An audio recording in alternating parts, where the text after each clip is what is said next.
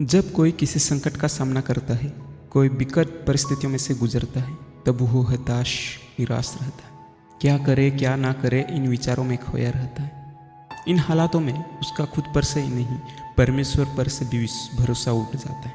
वो खुद को अकेला महसूस करता है। परमेश्वर की मैं इतनी सेवा करता हूँ, हर वक्त सेवा में तत्पर रहता हूँ, फिर भी परमेश्वर ने मुझे छोड़ दिया। परमेश्वर अच्छे लोगों को ही इस हालात में कैसे देख सकते। इन विचारों से मन विचलित रहता है और जो बातें उसे परमेश्वर से दूर ले जाती है उन्हें वो करता जाता है। पर दुखों में, संकट, मुसीबतों में, विकट परिस्थितियों में कैसे जीवन जीना है, यह सिखाती है हमें यह कहानी। अय्यूब की कहानी आपको धीरज के साथ परमेश्वर पर भरोसा करने को, दुख में भी परमेश्वर के साथ वफादार रहने की प्रेरणा देते हैं। अय्यूब के धीरज को लेकर याकूब 5:11 में लिखा है, देखो हम धीरज धरने वालों को धन्य कहते हैं। तुमने अय्यूब के धीरज के विषय में तो सुना ही है, और प्रभु की ओर से जो उसका प्रतिफल हुआ उसे भी जान लिया है, जिससे प्रभु की अत्यंत करुणा और दया प्रकट होती है। तो प्रियो, आज के इस वीडियो के माध्यम से हम परमेश्वर का सबसे वफादार भक्त अय्यूब की कहानी से रूबरू होंगे और जानेंगे कि अय्यूब का जीवन हमें क्या सीख देता है। प्रियो, जानते हैं अय्यूब की कहानी। अय्यूब उस देश का रहने वाला था जो कनान के पास ही था। अय्यूब एक ऐसा आदमी था जो यहोवा का सबसे वफादार सेवक था। अय्यूब खरा और सीधा था, यहोवा का भय मानता था और बुराई से दूर रहता था। इसलिए यहोवा अय्यूब से बहुत प्यार करता था।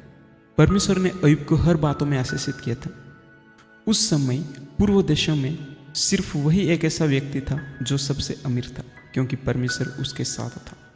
अय्यूब के 7 बेटे और 3 बेटियां थीं। वहीं अय्यूब के पास 7,000 भेड़ बकरियां थीं। इसके अलावा 3,000 ऊँट, 500 जोड़ी बैल और 500 गदहियां थीं। साथ ही बहुत सारे दास दासियां थीं।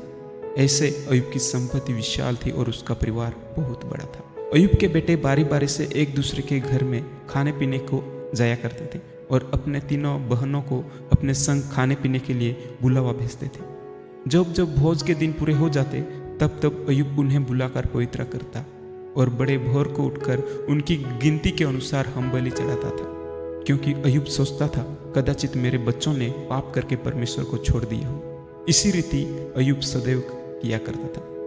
अय्यूब के इस कार्य से ही पता चलता है कि वह परमेश्वर का कितना वफादार सेवक था, वह परमेश्वर का कितना भय मानता था। मगर कोई और था जो परमेश्वर और अय्यूब के इस रिश्ते से विचलित होता था और अय्यूब से नफरत करता था।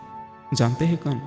परमेश्वर का दुश्मन शैतान, जिसने आदम और हवा को परमेश्वर की आज्ञा तोड़ने के लिए भगाया था। इसलिए उसे लगा कि वह बाकी सब लोगों से भी परमेश्वर की आज्ञा तोड़वा सकते, मगर क्या वो ऐसा कर पाया? जानते हैं आगे। एक दिन परमेश्वर के पुत्र उसके सामने उपस्थित हुए और उनके बीच शैतान भी आया। यहोवा ने शैतान से पूछा, तू कहाँ से आता है? शैतान ने यहोवा को उत्तर दिया, पृथ्वी पर इधर उधर घूमते फिरते और डोलते डालते आया हूँ। यहोवा ने शैतान से पूछा, क्या तूने मेरे दास अय्यूब पर ध्यान दिया है? क्योंकि उसके तुल्य खरा और सीधा और मेरा भय मानने वाला और बुराइयों से दूर रहने वाला मनुष्य और कोई नहीं है। शैतान ने यहोवा को उत्तर दिया, क्या अय्यूब परमेश्वर का भय बिना लाभ के मानता है?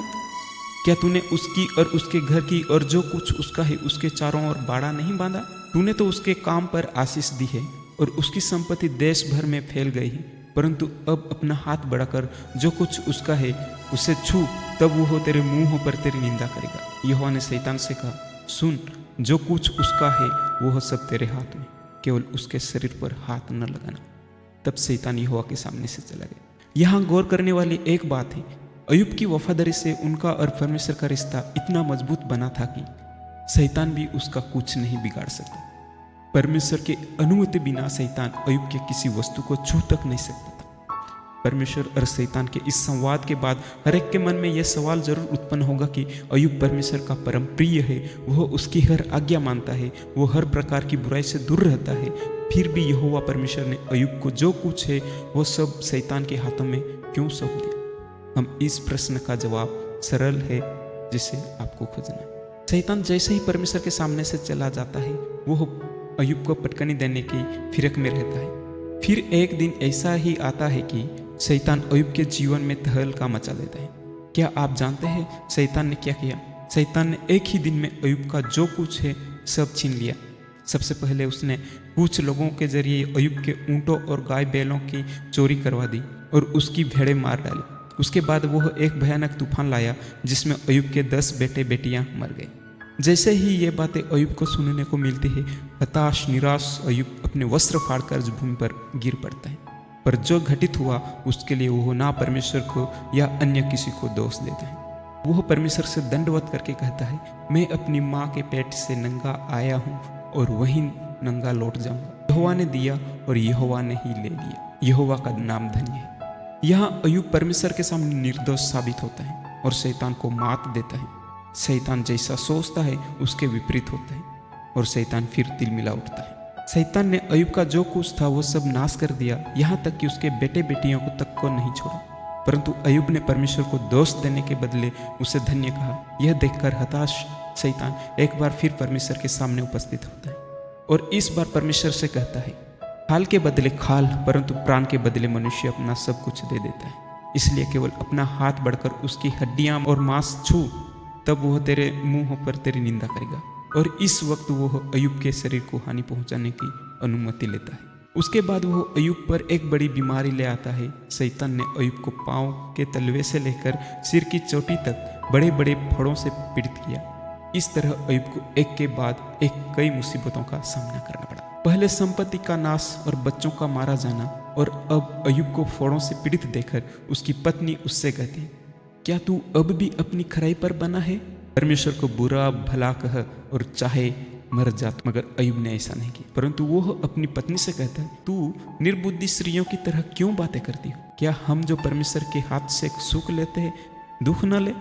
ऐसा कहकर उसने ऊपर आए इस संकट को सहने की कोशिश कर। अय्यूब के जीवन में आए इन आपदाओं के बारे में उसके दोस्तों को पता चलता है और वे अय्यूब के इस दुख में शामिल होकर उसे सांत्वना देने के लिए उसे मिलने आते हैं। जब वे दूर से फोड़ों से पीड़ित अय्यूब को देखते हैं तो चिल्ला कर रो पड़ते हैं और अपने वस्त्र फाड़कर अय्यूब जैसी हालात में ही जमीन पर बैठ जाते और 7 दिन तक कोई कुछ नहीं बोलता, क्योंकि अय्यूब का दुख उन्हें देखा नहीं जाता था। पर अय्यूब को दिलासा देने आए उनके दोस्त जब अपना मुंह खोलते हैं तब सांत्वना देने के बदले वे उससे दोष देते हैं। उन्होंने उससे कहा, तुमने जरूर बुरे बुरे काम किए होंगे, इसलिए तुम पर इतनी तकलीफें आई हैं। अपनी पत्नी और दोस्तों के इन बातों को सुनते ही बावजूद अय्यूब के मुंहों से एक भी गलत बात नहीं निकली और वह परमेश्वर के सामने निर्दोष बना रहता। इतने बड़े संकट के बावजूद अय्यूब परमेश्वर के प्रति वफादार रहा। अय्यूब के बारे में जो बातें परमेश्वर कही थी उस पर वह खरा उतरा और धीरज के साथ परमेश्वर पर भरोसा बनाए रखा। यह देखकर परमेश्वर बहुत खुश हुआ और उसका सारा दुख दूर किया। साथ ही जितना अय्यूब के पास पहले था उसका दुगुना उस परमेश्वर ने उसे आशीषित। अय्यूब को 7,000 भेड़ बकरियां के बदले 14,000 भेड़ बकरियां, 3,000 ऊँट के बदले 6,000 ऊँट, 500 जोड़ी बैल के बदले 1,000 जोड़ी बैल और 500 गधियों के बदले 1,000 गधियां दिया। उनके 7 बेटे और 3 बेटियां उत्पन्न हुई। अय्यूब को इतनी खूबसूरत बेटियां दिया कि उस सारे देश में ऐसी स्त्रियां कहीं न थी जो अय्यूब की बेटियां के समान सुंदर हो। और परमेश्वर ने अय्यूब को दीर्घायु किया। वह 4 पीढ़ी तक अपने वंश को देख पाए। तो प्रिय इस कहानी से हम क्या सीख सकते? परमेश्वर के प्रति हमारा दायित्व यह है कि हम दुखों में भी परमेश्वर के साथ वफादार रहें, उसकी आज्ञा का पालन करें, उस पर विश्वास करें और उसकी इच्छा के अधीन हो जाएं। जब हम ऐसा करते हैं तब हम अपनी परीक्षाओं के मध्य में परमेश्वर को पाएंगे। हम और अधिक स्पष्ट रूप से परमेश्वर की महिमा को देखेंगे और याकूब के साथ कह उठेंगे, मैंने कानों से तेरा वचन सुना था, परंतु अब मेरी आंखें तुझे देखती है। तो क्या आप भी अय्यूब की तरह सच्चे और वफादार इंसान बनेंगे? अगर हाँ, तो परमेश्वर आपको भी आशीष देगा। और जब यह पूरी धरती अदन बगीचे की तरह ही खूबसूरत हो जाएगी तब आप वहाँ हमेशा हमेशा के लिए जी सकें।